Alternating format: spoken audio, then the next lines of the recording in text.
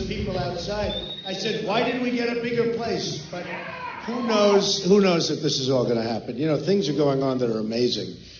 But I don't know if you saw, I just came here. We drove through thousands and thousands of people, and I feel badly for those people. Do we have speakers outside? Huh? Does anybody know? Do we have speakers outside? They do? Hello, outside. We love you outside. Oh, boy, that's a lot of people. I couldn't believe it. But we have that all over. I mean, we get these crowds that are incredible. There's tremendous love and there's tremendous everything going on. It's incredible because we're going to take our country back. We're going to make our country great again. That's what we're going to do. That's what we're going to do. And it's been amazing what's going on. So we have a big election. So Tuesday you have to get to the polls. You have to vote. It's so important. You know, they're talking. Thank you. And I'll vote for you. Someday I vote for you. But we have to do it. Otherwise, we're just wasting a lot of time. Honestly, we just waste time. You know, Ohio has plenty of problems. Believe me. Believe me. Your real estate taxes are through the roof. And you know what they did is they tried not to raise taxes, but they raised everybody's real estate taxes. So the tax increase is absolutely a disaster. And your governor, as you know, voted, when he was a congressman, voted for NAFTA, which is absolutely, you know, Ohio has never, ever come back from that. And yesterday I was in Cleveland, and you had Ford left, and you had Eaton left on the other side. Yeah, sit down, everybody. What the hell? Just sit down. Sit down. We could be here for a long time. I love it, man. We'll be here for a while. I think I have to come back because, in fact, what we're doing...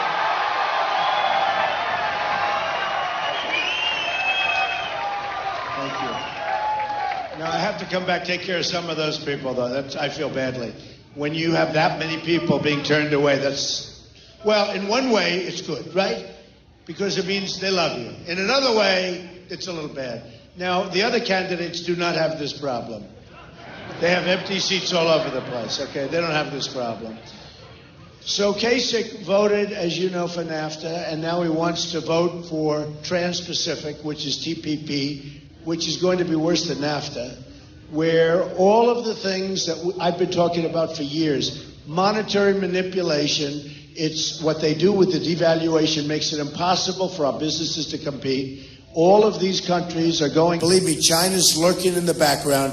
They're watching. They're not in it, but they're watching, and they're going to go in through the back in a couple of years, and they'll steal it all. So you better be careful, and I hope they don't approve it, but Kasich is in favor of it. No good. Now, today I watched him on television, and I like John. You know, he's a nice guy, but he said, did you see some of Trump's speeches? No, I haven't seen them. Oh.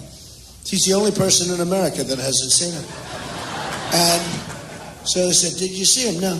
Well, I don't really watch television. When I watch television, I only watch Golf Channel. I don't watch the news. I don't watch politics. I said, wait a minute. We all like Golf Channel too, but you're running for president. The only thing he watches on television is Golf Channel. So he's not going to do the job, okay? Not going to do the job. We have so many problems with this country. We have so many problems, and we're going to make this country so great, so strong. We're going to build up our military. And we're not going to use our military. We're not going to have to use our military, hopefully. But nobody's going to mess with us. We're going to take care of our vets. The vets are very important. They're our great people. We got to take care of our vets, right? These are great, great people. Thank you, Don. I love that sign. Look at that beautiful sign. Thank you. Boy, that's incredible. I tell this story, and it's sort of an amazing story, but a very, very good friend of mine is a very successful guy, and he always he hears about, how many people you're speaking in front of today, Don? I say 21,000 people in Dallas, 35,000 people a couple of weeks ago in Alabama. He said, how do you do that? This is one of the most successful guys. And I said, you know, I don't really know, and I'm not a big note person. I don't read speeches because I don't like to. I do. It's easier to read speeches. But you want to put everyone to sleep, just read speeches, right? Plus, you can't comment on things like Golf Channel, you know, with Kasich, with Golf Channel. because you don't put that in the speech because it's too current. I just heard it a couple of hours ago. But he said, how do you do it? And I really mean this. There's such love in these stadiums and these rooms, and there's such love. They took this room just very quickly because we just wanted to come up here and say hello. You know, I used to work in Cincinnati, and it's true. The Queen City. I love Cincinnati. But I worked here, and I tell the story. I wrote about it in, I think, The Art of the Deal, but I wrote about it, and it was great. Am I right? And it was a great feeling. My father and I, we bought a job called Swifton Village, and it was very sick. It had, I think, 1,164 units, and I spent my entire summers, 2 summers, working. I loved the job. I loved Cincinnati, I must tell you. I really loved it. And we bought it for very little from FHA, Federal Housing, and sold it for a big profit. And we got out and we sold it, and now I know the area hasn't been very good, but at least we were able to predict that. But I tell you, it was a great experience. It's sort of like a baseball player gets the first hit, or a golfer sinks the first 3-foot putt or something, and it gave you confidence because I was very young when I did that job, and it was my baby, and it was just an amazing experience. And I just loved the whole deal. And then I also got very familiar with the people of Kentucky. And, do we have people? Yeah. But I loved them. And by the way, who won Kentucky recently, right? Right? Trump. So, but I used to drive as a young guy. I used to drive.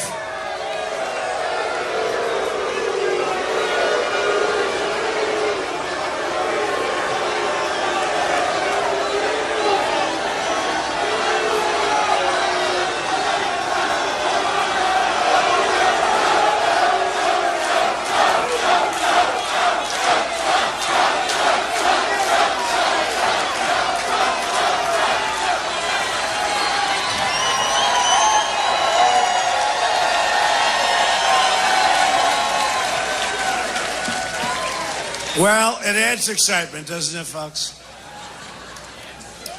You really ask, what are they doing, right? What are they doing? It's the same thing everywhere. Sometimes not so much.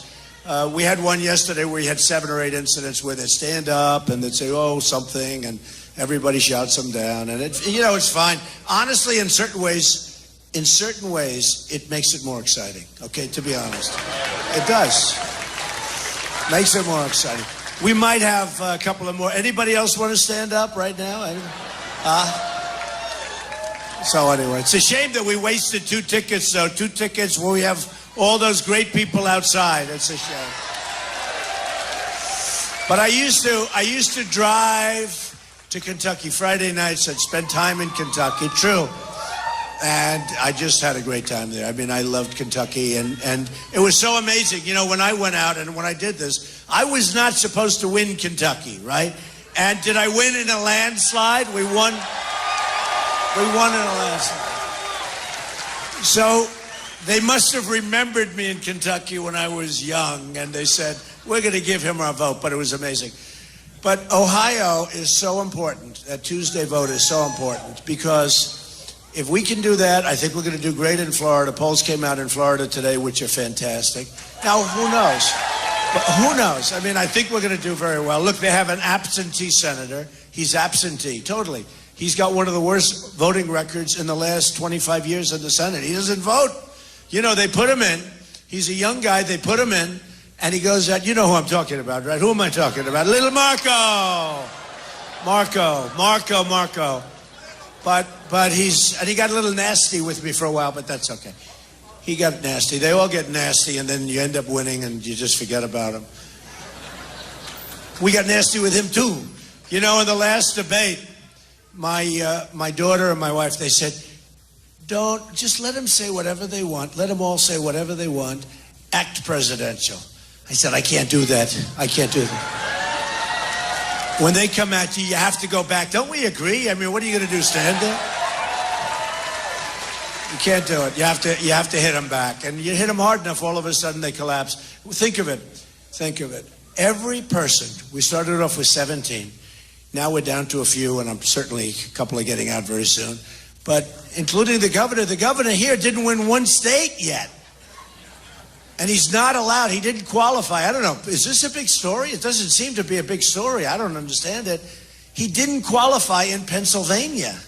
He didn't have the signatures. Does anyone know that? It was just announced he didn't qualify in Pennsylvania. So if he doesn't qualify in Pennsylvania, he shouldn't be running on Tuesday, right? I mean, I think. So anyway, hey, look, that's his problem. Hopefully we can just beat him. Who cares if he qualifies in Pennsylvania? But he is somebody, and he's been very nice to me. I've been very nice to him. But he does this nice routine. Yeah, I want to be the grown-up in the room. I want to be. But he didn't start out that way. Do you remember the first two debates? He came at me. Oh, and I said, wait a minute, what's this? And he came at me viciously. And I'm telling you. And that's why I remember, because, now he's been the last probably 6 or 7 or 8 debates. He's been going, well, I'm the guy that's the grown-up. I want to be really nice. Take a look at the first two debates. Remember when I went after him? I said, you ran Lehman Brothers into the ground and it almost destroyed the world. Don't tell me about that. And all of a sudden he sort of shut up, but he was vicious, which is okay. He's a governor. He's supposed to be a little bit vicious, right? But now he's, playing the good guy. And then I had some commercials done in New Hampshire. So I'm up in New Hampshire, which I won also. I love New Hampshire. I love those people. I love New Hampshire. The problem, New Hampshire has a big problem. And I told him I'm going to take care of this problem. New Hampshire is a tremendous problem with heroin. Can you believe it? New Hampshire is such a beautiful place. It's so pristine. So, the trees and the beautiful little roads and the countryside. And you go into groups like this, large 1,500 people, 500 people. Every single time you ask a group, what's your big problem? In New Hampshire, they say heroin and drugs. And you don't see it. It doesn't go. Here too. Here too. Here too. All right, here too. Oh, we're going to build the wall, folks. Don't worry about it. We're going to build the wall.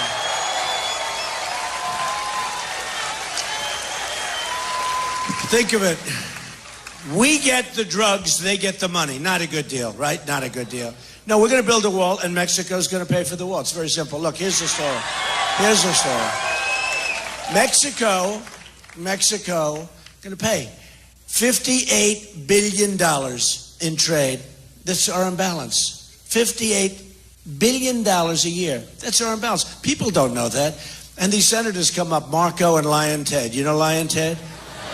He walks in, holds up the Bible, and I'm beating him. I'm just killing him with evangelicals because they don't like liars. Oh, they don't like liars. He comes in with the Bible, holds it up high, puts it down, and then he lies. I mean, I call him Lion Ted. And you know why he hasn't? He was supposed to win South Carolina because I think it's 68% evangelical. And Trump got the evangelicals. And that was the day after the Pope scolded me.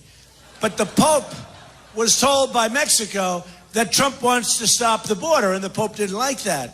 And the Pope really, I said, sort of interesting. So I'm getting ready. They're getting ready for the vote in South Carolina.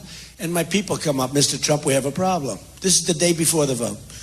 And I said, what's the problem? They said, it's the Pope. I said, the Pope? I said, that's a big problem, right? The Pope, I like the Pope. I do like the Pope. I said, why? What did I do with the Pope? I said, let me ask you, is it a good thing or a bad thing? They said, not good. So the Pope hit me because he didn't like the fact that we're going to close up the borders. And people are going to come in, but they're going to come in legally. They got to come in legally. Okay. So, and the drugs that are poisoning our youth, they're not coming in, folks. They're not coming in. So anyway, okay, that's a long story. So I get this thing, and they say the Pope, and because he was with Mexico, and I like Mexico, and I have a lot of respect for their leadership, much smarter than our leadership, and that's why, we can't make good deals because our leaders are not smart when it comes to trade. Minor things like trade, military, healthcare, Common Core, all these things. They're not too good at any of it, okay? They're not good at anything. You want to know the truth. But so I get a call, say, the Pope. So then I saw the Pope was sort of angry because he was told by Mexico that I wanted closed borders. The Pope didn't know that tremendous crime is coming across the border, that drugs are pouring across the border, and just didn't know. I mean, he would, and the next day he was so nice. The next day the Pope was so terrific, and he did something. He issued something. I don't think it was exactly an apology. I don't want an apology, but he was great. We went to the polls, and I won South Carolina in a massive landslide. And Lyin' Ted got very few votes, and that was supposed to be his deal. But people don't know, they just don't like it when people lie. You remember with Ben Carson, by the way, who endorsed me yesterday, which was great. And remember in Iowa where Ben Carson was running, and all of a sudden the rumor was going out all over the place that he left the race. He didn't leave the race. Lyin' Ted said he left the race. He's not, and so vote for him. And you can't do that. You can't do that. And then right after the election, he went and apologized to Ben. A lot of good that does. They should have disqualified him. You want to know the truth? They actually should have disqualified him. And they had it down many different ways. So anyway, we're going to run, and we're going to do some incredible things, and we're going to bring our country back, and we're going to bring it back in every aspect. And frankly, Hillary is a disaster, by the way. You know that, a disaster. And despite all of the stuff you see with Bernie, it's not going to be Bernie. It's going to be Hillary. But unless the FBI does its thing, because she's got a problem. Anybody else, look at all the people that were so badly hurt by doing much less than she did, including General Petraeus, a good guy, destroyed. He was destroyed for doing much less than what she did. So let's see what happens. I'm sort of predicting that certainly they would have done it already if they're going to do it. How can they let her run and then all of a sudden do it? So let's see what happens. But I know she's probably doing okay. Did you ever see anybody embrace President Obama like she's embracing him? Oh, the president is great. He's great. We love this plan. We love that plan. We love everything. She loves everything. TPP, interestingly, she originally liked it. Now she doesn't like it. She wants, and then if he wants it, she's going to want it again. So I don't know what if you know his position, his position is I like it. So I assume she likes it because everything that he wants. Now, why is she being so nice to the president? They didn't like each other for years, right? So why? Do you know? That's right. That's right. She wants to... Yeah. For him? For him, yeah, that's right. She'll pardon him, and she'll make him Supreme Court judge. Oh, that's interesting. Hey, he might just executive order himself into that position. You never know. I mean, nobody ever heard of executive orders until this guy came along. And he doesn't do it where you get a group of people in the room and you make the deals. And you always make good deals for your side, but you make like Ronald Reagan and Tip O'Neill. But anyway, so look, we have so many problems. One of the problems actually is that problem, Supreme Court. If a Democrat gets in, you already lost in losing Scalia. That was a terrible thing because he was a great guy. But nobody ever thought that was going to happen. I mean, that came out of the blue. They were thinking others that were older, and they were thinking others, all of us, and that's the way life is. Things happen. You have no idea it's going to happen. That's the way life is. So we lost Scalia. So now, whoever the new president is could actually get up to 4 and maybe even 5 Supreme Court justices. So let's assume that Hillary gets in, and she's going to put, no, if you don't, and I'll tell you what, a guy like Ted Cruz can never beat her in the general election. Never in a million years will never beat her. But she gets in, she's going to appoint 4 or 5 judges. You will never, as a country, recover from that. That's one of the most important things. In fact, some people are angry. I used to be establishment. I was a big contributor and all that stuff. And then all of a sudden I said, run. And they said, Donald's running. He's not going to want our money. And if he doesn't want our money, he's not going to listen to us. I'm self-funding my campaign, folks. And they're not happy about it. They are not happy about it. Because when the pharmaceutical companies, which give millions and millions of dollars to these senators, when all these people and all these companies, they give it to the lobbyists and through the lobbyists and the special interests, the pharmaceutical companies, you look at oil and gas, everything is controlled in Washington. So when I said I'm running, When was the last time you saw somebody run where they said, I'm self-funding? Did you ever remember anybody? No. Did you ever remember? In Washington, they have lobbyists, and they have, like, Rubio up on their forehead. It's emblazoned. I take care of Rubio. I take care of Cruz. They have these people. They're lobbyists. They're very good. You got to pay them a lot of money, and they go in and they get you what you need. You know, usually they get you what you need. But these guys are totally controlled. Like the drug industry does very little bidding. They bid like, you know, they get like, if you go to the drugstore and buy drugs to make you better, right? I mean, you're paying the same price. The United States is the largest drug buyer in the world. Wouldn't you think we'd be able to buy pretty well? We don't buy. We don't bid. And then you look at it, you know, people like Woody Johnson of Johnson & Johnson was in charge of Jeb Bush's campaign. So what would happen if Jeb got in? Jeb didn't make it. I guess you probably heard that Jeb didn't make it. But he says, low energy. We don't need low energy, folks. We need very strong energy. When you see China, when you see the way I've done great deals with China. I've made a lot of money with China. When you see China coming at you, and you see Japan coming at you, and you see Mexico, you saw Vicente Fox the other day, right? Where he used the F-bomb. Nobody reported it. They didn't care if he used the F-bomb. Can you imagine if I said what he said? I told people this morning it would be the electric chair. I wouldn't be here right now. It's true. But he said, we will not pay for the wall, which made me actually happy because 2 years ago he said, we won't allow a wall to be built. So now we've already got the first. He's allowing a wall. But he said, we will not pay for the you-know-what wall, right? And they're going to pay. And the reason they're going to pay, very simple, with the kind of money that we lose on Mexico in trade, with a trade imbalance, when you have a trade imbalance of $58 billion a year, a $10 billion wall is peanuts, right? So when these guys come off the stage, you don't really mean that Mexico's going to pay for the wall. I said, of course they're going to pay for the wall. But Vicente Fox was so angry when he did that interview. I don't know, I think it was with CNN. Was it with CNN? They're all back there. Look at them. What a lot of... The most dishonest. You know who's really dishonest? The New York Times. They write stories. They never even call me. You know, you don't even have... They write stories. They're so inaccurate. They don't care. It's a badly run newspaper. It's a horrible... It's failing. It's going to be... Well, it'll either be out of business or a very rich person will buy it and just have it as a lavalier. But the New York Times is the worst newspaper. They do a big story. They won't even call you for a comment. They don't care. And when you call them because you want to comment, like I had a person recently for something, call. No, we don't want your comment. We don't want to comment. They write a story. And then it's all wrong, and they couldn't care less if it's wrong. That's why I said we have to do something with the libel laws, folks. You have to, when you're libeled, you have to be able to go and sue a newspaper and get them to change, and in addition to that, get some money. Now, that's not freedom of speech.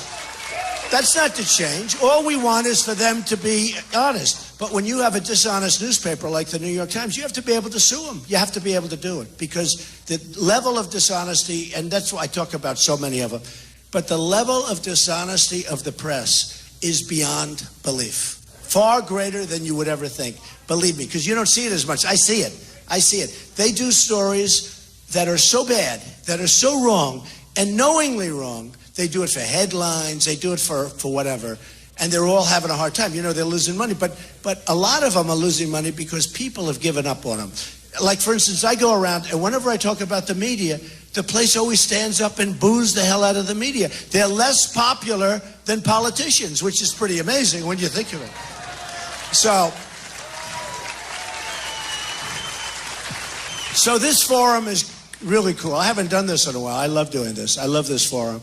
The problem is you don't get that many people in the room. That's, you know, it's got to be a little more intimate, but I love doing this forum. So what I want to do is we'll take some questions, and then I'm going to come back because we're going to have to do a much larger room because I feel so guilty about what we have over there. I mean, really feel guilty about all the people outside, many of whom we told to just leave, I'll come back. Even if I come back after the election, I'm coming back, okay? Well, let me put it this way. If I win, I know I'm coming back. If I lose, yeah, maybe not. Okay, go ahead. Nice hat. Cincinnati. Oh, we love Cincinnati. What do you think? Hey, by the way, Pete Rose, let him in, right? Right, yeah. What are they doing? Mr. Trump. You know, before you start, wait, Charlie Hustle, right? So I watched him, and he was a great player. And it's so ridiculous. Don't you think he's paid the price? First of all, he didn't bet on he bet that he would win, not on the other team or anything, right? But look, he's not supposed to do it. It's a terrible thing, all that stuff. How long has he been waiting? Like 30 years, 35 years? He's got more hits than anybody. He was so good. I still remember when he went into second base and he took out Doug Harrelson, right? Right? That was the name of the second baseman. Good. That means still good. But, you know, we got to let Pete Rose into the Hall of Fame. And, you know, Charlie Hustle, if I were the commissioner, honestly, I would do it. He would be so popular. I have never met a group, even people that just used to root against him, which was hard to do because he was really good. But even people that used to root against him, they'd say, let him in. And I don't know what Major League Baseball is doing. Who cares? But let Pete Rose into the Hall of Fame. Do you agree with that? Better agree. Okay, go ahead. This guy agrees. I can tell you with that hat on. I love you, Donald Trump, man. You're the future of America. Thank you, man. Thank you. I just real quick. I've been waiting 17 hours to see you today. I got here. Unbelievable. I got here at 11 o'clock last night. I was the very first one here. I just wanted to know, and I didn't get front row. I'm in the second row. But with that said, were they here before you? No, right? That's pretty good. I would love to get a picture with you before I leave today. I'll do that. Thank you. Okay, thank you. Go ahead, right over here. Hi, I'm Robin from Cincinnati Soldiers Support, and I have a very special person here with us today, Mr. Keith Maupin, and I think everybody in this room knows who Mr. Maupin is. Where? Mr. Keith Maupin. Keith, stand up. Hey, Keith. I'm going to let Keith ask the question. A lot of courage, right? Keith is a veteran, and his son was captured in Iraq, and he was killed. And Keith would like to ask you a question because we all know that that you support our veterans, POWs, more than anybody and by everyone far. else. Mr. McCain, he went through years of trying to get his son back. John McCain would not help him. We know that you would help our POWs. John McCain has not helped a lot of people like he should. That I can tell you. That's true. Go ahead. How are you doing? How are you? Sir. Nice to see you. Go ahead. I come here because you made a comment to John McCain that you don't think that captured soldiers are heroes. Oh, no. I never did that. Well, what I want you to do is just clarify that for me because I think it's important for all these people here and for a lot of veterans that's in Ohio, especially Ohio. And I know what you were doing. You know exactly what I was doing. But I wanted you to explain they are heroes, that. just so you understand, and real heroes, okay? You know that. Thank you. Oh, that's for me. Wow. Thank you. Very nice. I like that. Thank you. You know that, okay? Thank you. Thank you very much. Appreciate it. Okay, who else? Go ahead. Mr. Trump, I have 4 sons in the Army, and my one son is a nurse psychiatric practitioner dealing with the PTSD. He tells me every day that my son, Lieutenant Kordick, is overwhelmed dealing with this. What are your plans to help him out? And he does want to support you. You're talking at the VA? No, he actually is a lieutenant in the Army. He's a nurse practitioner, psychiatric nurse. Right. So he's the one they see first. And the biggest issue, he says, that no one in the VA, very few of them, understand what they have gone through. He's telling me that it's better that they have some help. They need more help on the psychiatric side to help him transition these soldiers out. And he has none. He says he's totally overwhelmed. And he says we got to get the soldiers who are unemployed, who don't have jobs. He said, I would love to have them help me to deal with this. And there's nobody else. And one other quick thing. We need a new first lady since Nancy's gone. Okay, well. So, that is such a big problem, and I hear it from so many different people. And also, I mean, the big problem is with the VA. It's horribly run. It's a corrupt enterprise. It's really corrupt. And you look at what's going on in Phoenix with the VA, it's a disaster, a complete disaster. We're going to take care of the problem. They are having a tremendous problem with that. I fully know it. I fully understand it. We're going to do something about it. We have no choice. We have to do something about it. The truth is, we have to treat our veterans much, much better. Our veterans are not being treated well, right? Thank you, man. Thank you. How about over there, the young man in the middle? Go ahead. You get up together? Good. I like that. Hi. You know each other? Yeah, we're Yeah. together. Hi, Okay. this is my friend Lily. We're both from Dayton, Ohio. We were actually at your rally yesterday. Oh, good. So- Was it good? Was Yeah, it it good? was amazing. Yeah, it was amazing. That was a great rally. But actually, we're both interns for Senator Portman here in Ohio, and we volunteered for your campaign. But we were just wondering, maybe you heard or maybe you didn't. John Husted, just earlier this week, refused to let 17-year-olds who are even going to be 18 by the general election not vote in this primary. And I know that a lot of young voters, a lot of people we talk to support Bernie or Hillary, and he is a Republican. So what do you feel about that? Well, you know, interestingly, we have a lot of young people. They don't talk about it. You saw yesterday and you see all the time, and yourselves. We have so many young people at these rallies. It's incredible. Look even here. Look at this. Look at all these. Oh, stand up, all you young people. No, look at. No, we have.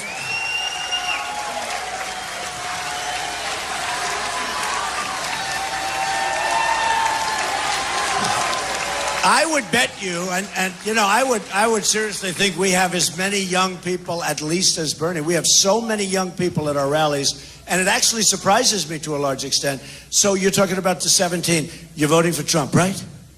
You're okay with me. You are okay with me. You can vote for me anytime. So what's going to be the problem? Go ahead. No, I was just curious, is that even though he's a Republican, do you still support him with that? Or do you think that... Do I support? John Husted with his decision. Well, I have to look at the decision, darling. Honestly, I have to look at it. You tell me what to do. You're with me. You're working with us. You're a volunteer. What do you want me to do? If I could vote, I actually missed the deadline by 4 months, I would definitely vote for you. We love you. Thank you, honey. Thank you. Thank you. Okay, go ahead. A young one here. A young one. You are young. How old are you? I'm a 7th grader. Wow, that's beautiful. So many young people. So many young people. Go ahead. I'd like to know what you would do for my education in the next 4 years. Number one, your country is going to be safe. Because, you know, if you don't have a safe country, and with people that aren't very good at what they do, like the people running our country now, you might very well, and don't underestimate this, you might very well not have a safe country. And it's so important. You know, the number one thing we have to do is security, safety. And I'm not just talking at the border. I'm talking about our military. We have to build it up. We have to replenish it.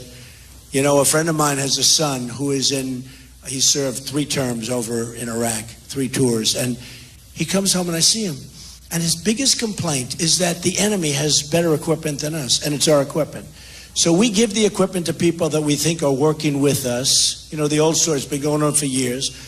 And if bullets fired in the air, they drop the equipment and run. Brand new Humvees, brand new everything. And he's saying, we have older equipment, and they have beautiful new stuff. And it really bothers the hell out of them. So we're going to take care of that, folks. We're going to take care of it. We're not going to let this kind of nonsense happen anymore. We're going to work very hard on education. Just so you understand, Common Core is dead. You know what Common Core is? And most important thing we can do in terms of education for you and your age, we're getting education out of Washington, D.C., run by the bureaucrats, and we're going to bring the education to the local area. You around this area? We're going to bring the education where your mother and your father and everybody else's parents and uncles, and they love you. Do you think your parents love you? Huh? They run it with love, okay? In Washington, and look, not everybody's bad, but you basically have bureaucrats that want to make, you know, they get a lot of money, and they don't know what's going on in Cincinnati, and they don't know what's going on in Ohio. So we're getting rid of Common Core, and it's going to be dead, and we're going to have local locally based education, and you're going to see a big difference. Big difference. All right? Very important. Good question. It's actually a great question. Okay, how about over here? What about you? Right there, red.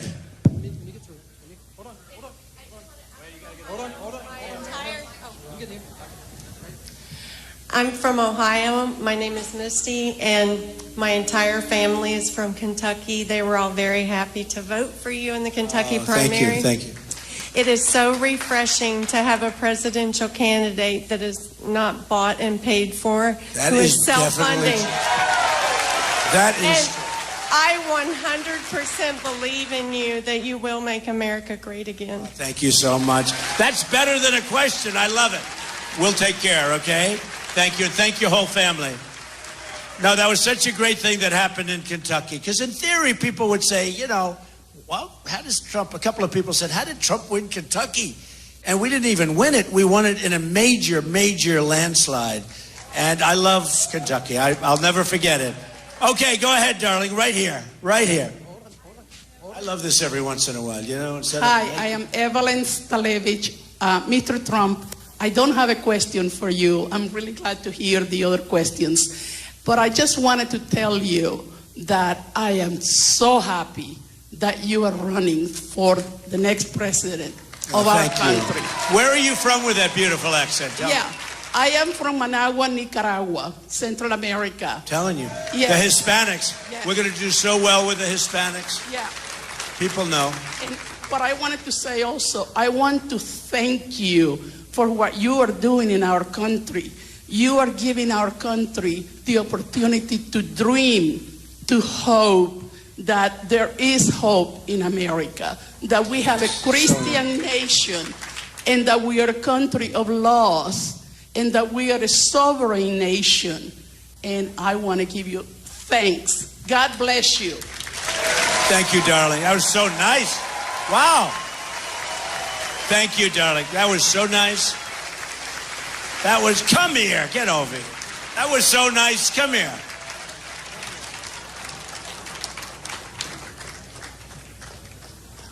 That was so nice.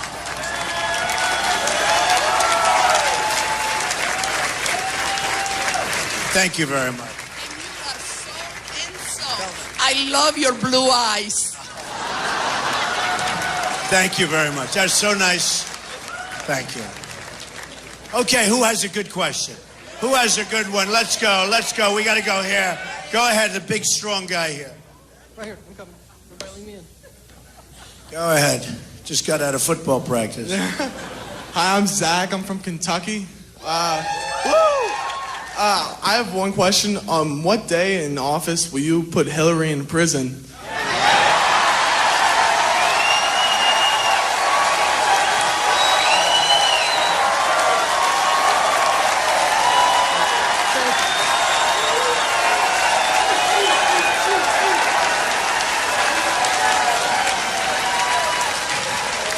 So, there's a 6-year statute of limitations, I guess. And Hillary's fighting for a lot. If she makes it, nothing's going to happen. And if she doesn't make it, certainly you have to look into it. You have to look into it very strongly because so many lawyers, whether you watch them on television, whether you read them in the newspapers, whether you see them wherever you see them, I mean, very rarely do you see a lawyer that says that she's innocent of this horrible situation. And you actually have to ask yourself, why'd she do it? What's the big deal? Why would she do it? Why would she do that? Other than it's always the same thing with them. It's sneaking around the corner. It's sneaky, dirty stuff. It's gone on like that for years. It's gone on like that for years. So I will tell you, number one, it's not me, but certainly people are going to look. And you know what? If there's anything wrong, and you have to do it, you have to do that. You have to do that because so many people have asked me that same question, and you have no idea. And she's being protected. Look, let's face it. Look, it's not complicated. What she did, certainly to me, is certainly she broke the law. To me, what do I know? To me, she broke the law. And it looks so bad from the standpoint of the rest of the country, and even from the standpoint of all those people that did something much less. So many people did something much less. How do you think they feel? How do you think Petraeus feels? How do you think all these other people feel?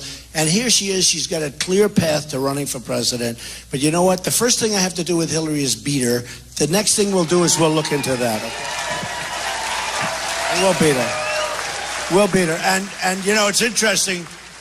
We haven't even started on her yet.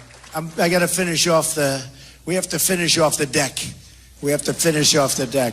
And the best thing you could do, honestly, your governor, remember, NAFTA, get rid of this. Look, just don't get rid of him. Let him be governor. One other thing about him. He runs for president. He's lived in New Hampshire forever. He said there he had the record, more than Chris, more than anybody by far. He lived in New Hampshire. He moved out of the state.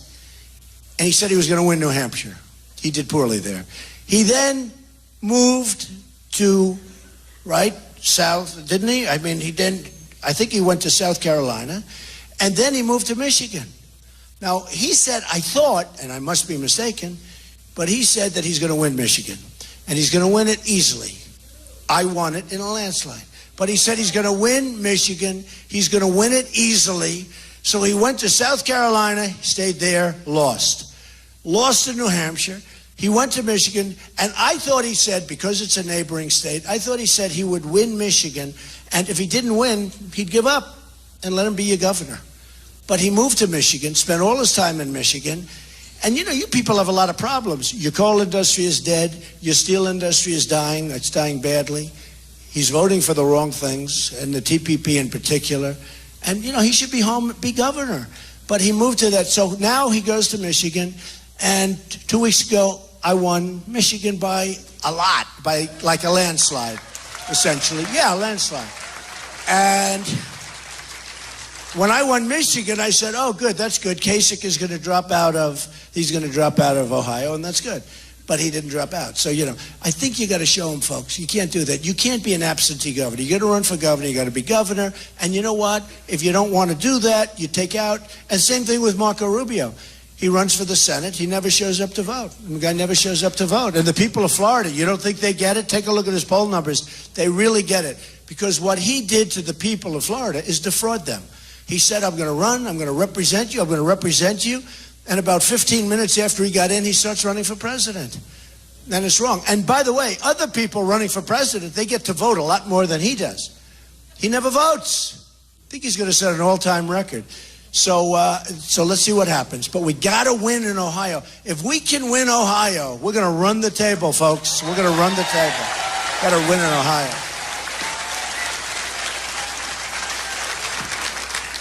Go ahead. Give her that mic. You just shout it out. Go ahead. You got it. Yeah. Go ahead.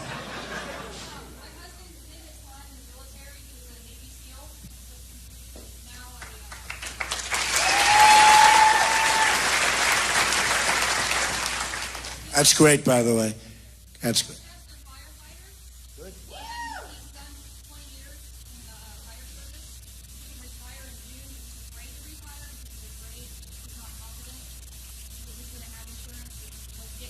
A lot of people are in that same. They want to retire. They're afraid that they're not going to have anything to go by. They think their insurance companies are going bust. They think a lot of problems. Look what's happened with the stock market going down. Did you get affected by that? By the stock market going down? In terms of values, you've been affected. A lot of people have been affected. So go ahead. What's your question?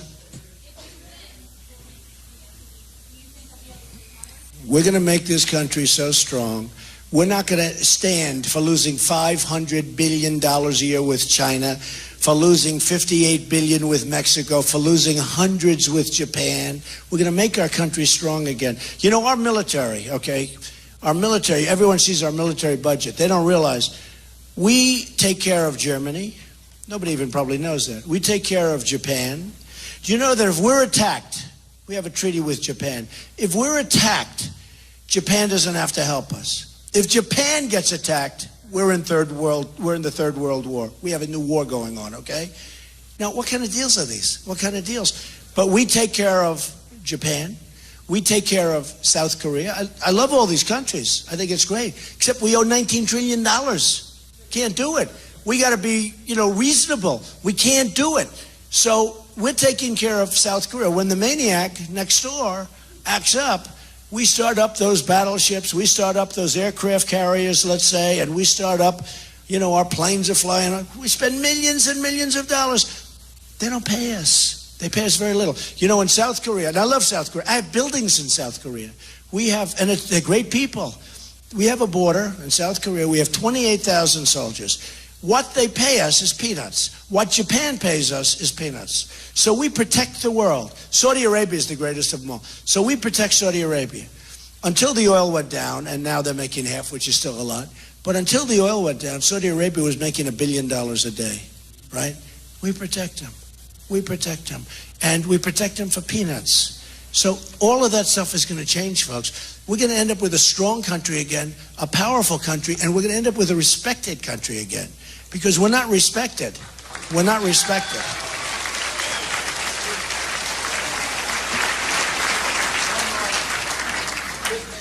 All right, 2 more questions. Come on. 2 more questions. What's your question? Excuse me. My name's Roger. I'm here in Cincinnati. I'm also the CEO of the Motorcycle Rifle Association. And we've endorsed your We campaign. are going to save the Second Amendment, That's right. Roger. I got something for you. That's what I was asking about. Throw it. Throw it. There you go. Yeah, give it to me. There you go. Get me that card, would you please? Thank you. Get me the card. Thank you very much. Get me that That's card. what we're concerned about. So you endorsed me? Yes, sir, I we heard did. about we that. Endorsed. You heard about it. Yes, we about it. were actually Thank you. participating. I'm glad I told him to stand That's up. your membership card. A lifetime membership. I like it. Good deal. Good, thank you. And we're So covering good. a lot What's of your motorcycle rallies right now for you. And that it's a funny thing. I don't get it, but I do get it. Do you know the motorcycle guys love Trump? Do you know that? Every place I go, right? And I'm not too much on the motorcycles, right? But every place I go, there's hundreds of guys with motorcycles, and they say, "We love you, Mr. Trump. We love you." You know what they love? They want to see a strong country. They want to see a strong military.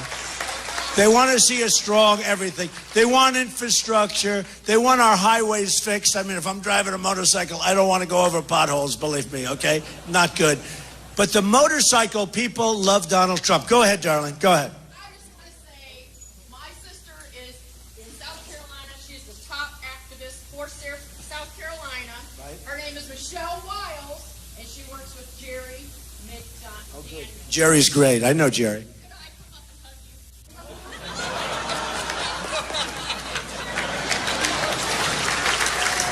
Come on. You know what? Let her come up here. Come on.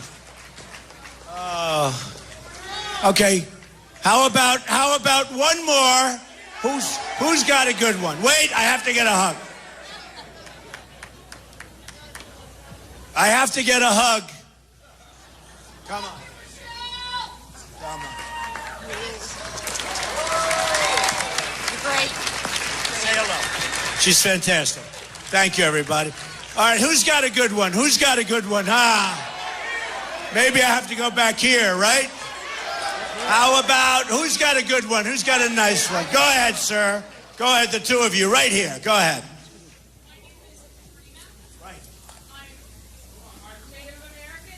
Here you go. My name is Katrina, and I'm Native American. Great. My native name is Woman Who Sees. Ah. Do you know that all of the other ethnic groups that we've supposedly done things to have been apologized to, but at no point the Native Americans have been apologized to? After you take the oath, maybe in the first month or so, you could say, "I'm sorry as I could be that we did what we did to you." Well, I'll certainly look into it. You know, I haven't been big on apologizing. You do know that, right? They complain Trump never apologizes. I'll look into it. We're going to do one more. I'm going to look into that. Okay, let's go. One more. Come on. We want a good one. Give me a fun one. Give me a fun question, okay? All right, go ahead. It better be good, because I don't want to leave with a bad question. Make some room here. Come on. Worst thing you can do, you do well, you do great. Everybody's having a good time. And then we get a bum question. What are you doing? Just stay there. Go ahead. Relax. Go ahead. Okay, Mr. Trump. First of all, I want to thank you and your family for stepping out in faith to take this country forward? I so far like this question. Okay. The second thing, and I know what impressed me the most about you is your strategic ability to get things done. If I was to ask you in a unified manner, because you got people on one side of the aisle, the other side of the aisle, which I disagree about the aisle anyway. I think we ought to be working together.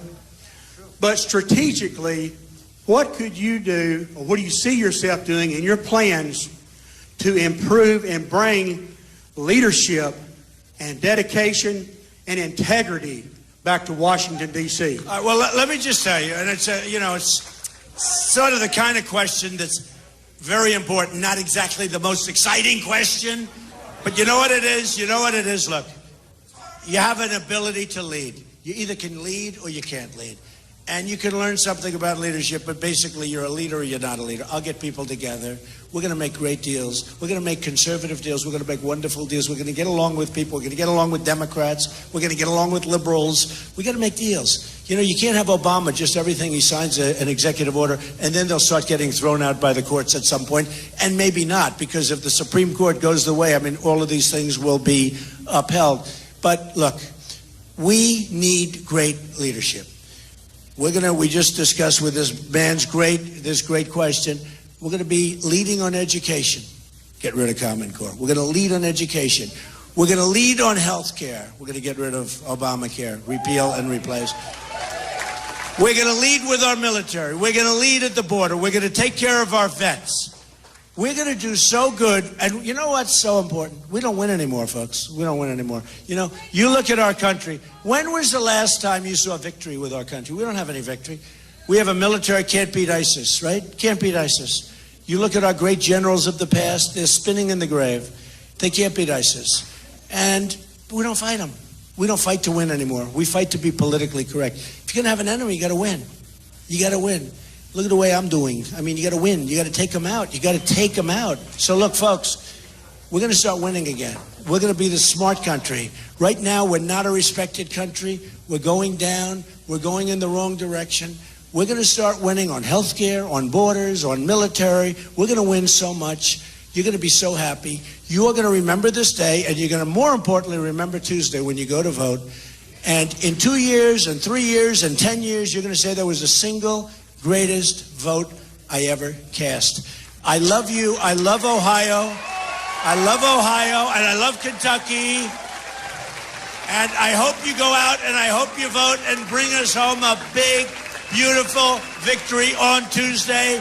Thank you. We will make America great again. Thank you very much, everybody. Thank you.